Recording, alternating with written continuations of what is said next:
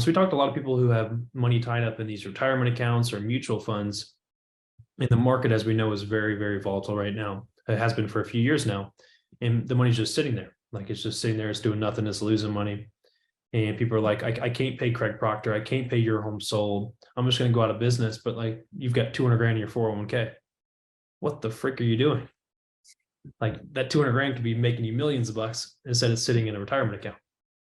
So nothing is off the table. The business has to come first. So that's always an option as well. SBA, so the Small Business Administration, they have no problem giving you guys a loan if you need to infuse money into your business. Credit cards as well. There's no issue at all with taking the credit card and the bank's money and investing that into marketing and systems, you guys, to get you money.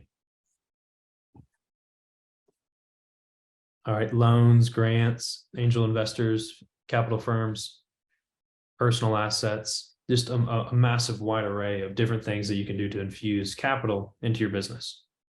Yeah, I mean, like, and you're probably talking to two people who are like really like the retirement side of the game. Like I would say Chase and I, both of us, I know factually max out our 401ks and max out our IRAs and everything else.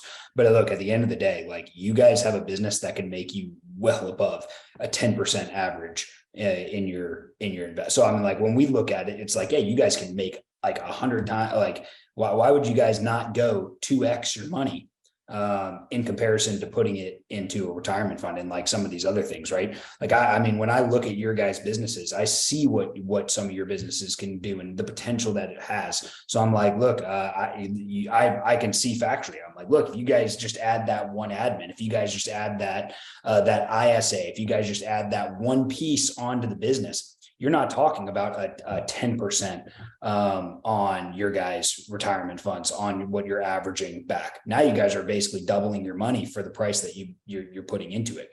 So, you know, what we say, staff wages is about 12% of your business. So you guys are basically almost a little bit under 5xing your return on that. I mean, it's about as good as it's going to get. That's why when I look at your businesses, it's like, yeah, you guys want to pump more money back into the business. You know, more over anything else. I mean, agreed, Chase.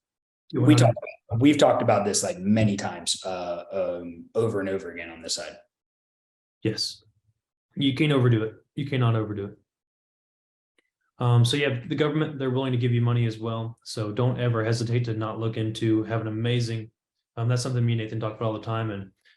And we hear this all the time from real estate agents, company owners, team leaders, is I look at my P&L once a year. I look at it once a year when I file my taxes.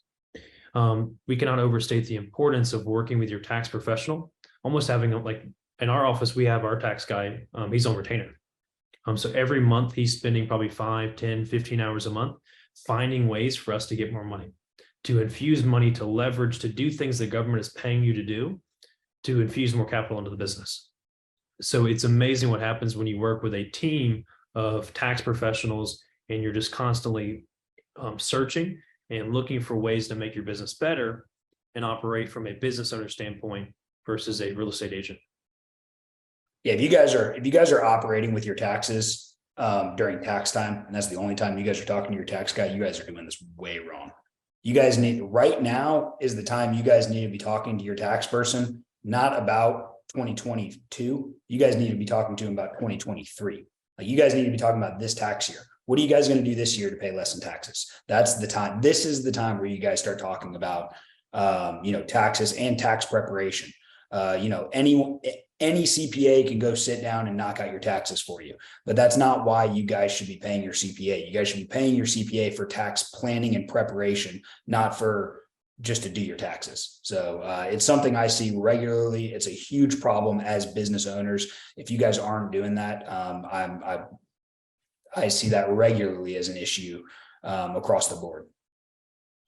Yeah, no, absolutely. And kind of piggyback on that, if you're in the States, something I kind of mentioned briefly, like working with the tax professional, you would have known during 2019 and 2020, if you just had 2 employees during this period over 6 quarters, they're willing to write you a check back for 26 grand.